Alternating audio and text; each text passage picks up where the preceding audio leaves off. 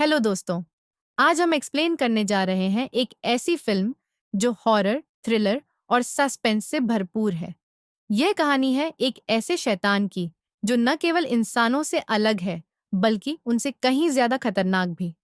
वह एक लड़की के प्यार में इस कदर पागल हो जाता है कि हर हद पार करने के लिए तैयार है।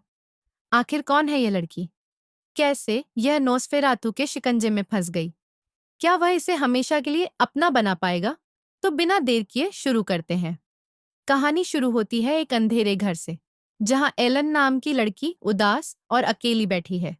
उसकी जिंदगी बेरंग हो चुकी है और वह आसमान की तरफ देखते हुए एक दुआ मांगती है, काश कोई हो जो मुझे इस अकेलेपन से निकाल सके। लेकिन उसे अंदाजा भी नहीं था कि उसकी यह विश किसी भयानक चीज को उसकी दुनिया में बुला लेगी। अचानक कमरे में अजीब सी सरसराहट होती है। एक धीमी मगर डरावनी आवाज गूंजती है, तुमने मुझे बुलाया और अब से मैं तुम्हारा हूं। सामने खड़ा था एक अजनबी, लंबा कद, पीली आंखें, नुकीले दांत, नोस्फेरात। एलन उसकी काली ताकतों के आकर्षण में खिंचती चली जाती है।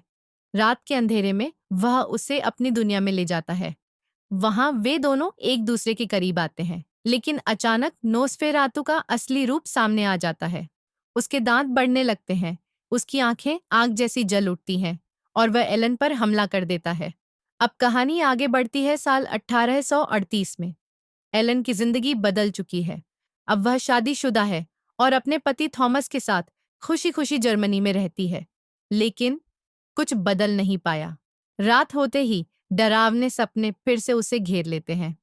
वह पसीने से लथपथ उठती है, उसकी धड़कनें तेज हो जाती हैं और उसकी आंखों में वही डर, वही खौफ।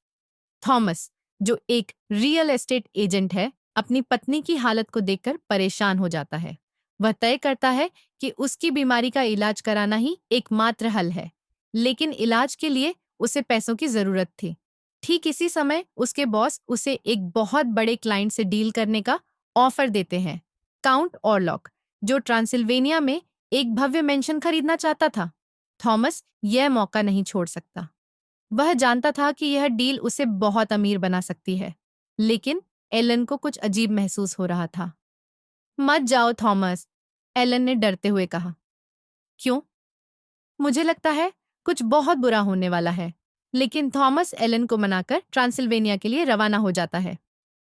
थॉमस जब ट्रांसिल्वेनिया पहुंचता है तो वहां के लोग उसे अजीब नजरों से देखते हैं।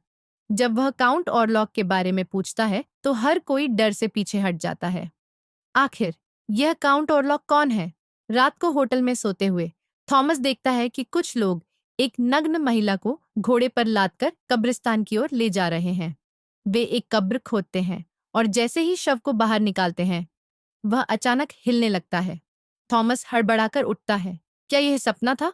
लेकिन नहीं, यह सपना नहीं, हकीकत थी। अगले दिन वह काउंट ऑरलॉक के महल में पहुंचता है। महल एकदम सुनसान था, जैसे सदियों से कोई इंसान वहां नहीं गया हो। दरवाजा खुद ब खुद खुलता है। अंदर अंधेरा था और फिर एक परछाई उसके सामने आई। काउंट ऑरलॉक, लंबा, पतला, नुकीले कान, चमकती आंखें और एक भयानक मुस्कान। तुम्हारा स्वागत है थॉमस, उसने कहा। काउंट ऑरलॉक के साथ डिनर के दौरान थॉमस की उंगली कट जाती है और खून टपकने लगता है।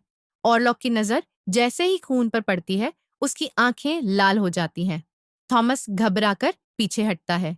अगले दिन जब थॉमस उठता है तो उसे अपने सीने पर दो छोटे निशान मिलते हैं, मानो किसी ने उसका खून पिया हो। अब उसे समझ आने लगा था, यह काउंट ऑरलॉक इंसान नहीं, कुछ और ही है। थॉमस भागने की कोशिश करता है, लेकिन यह महल कोई आम जगह नहीं थी। यह एक जिंदा शापित जगह थी जो उसे बाहर नहीं जाने दे रही थी। एक रात उसे महल के एक गुप्त कक्ष का दरवाजा खुला मिलता है। वह अंदर झांकता है और देखता है एक बड़ा सा ताबूत। थॉमस हिम्मत जुटाकर उसे खोलता है और उसके पैरों तले जमीन खिसक जाती है। ताबूत के अंदर काउंट ऑरलॉक था, मरा नहीं बल्कि सो रहा था। थॉमस को यकीन हो गया, वह एक वेम्पायर था। उधर ऑरलॉक के काले मंत्रों का असर एलन पर भी होने लगा था। वह आधी रात को उठकर चलने लगती थी, अजीब अजीब चीजें बड़बड़ाने लगती थी। थॉमस किसी भी तरह वहां से निकलकर एलन को बचाना चाहता था। ट्रांसिल्वेनिया से काउंट ऑरलॉक एक जहाज में बैठकर जर्मनी के लिए रवाना हो गया, लेकिन उसने अपने साथ प्लेग फैलाने वाले चूहे और कई बीमारियां भी ले ली। जहाज के सारे यात्री मरने लगे और काउंट ऑरलॉक धीरे धीरे एलन के शहर के करीब आता गया। एलन जान चुकी थी कि अब उसे खुद ही कुछ करना होगा। रात को जब काउंट ऑरलॉक आखिरकार उसके घर आया तो उसने एक चाल चली। उसने काउंट को बहकाया और उसे अपने करीब बुलाया। जैसे ही सुबह की पहली किरण फर्श पर गिरी, काउंट ऑरलॉक चीख पड़ा। सूरज की रोशनी उसे जलाने लगी। एलन की चाल काम कर गई थी। उसने अपनी जान देकर काउंट ऑरलॉक को खत्म कर दिया था।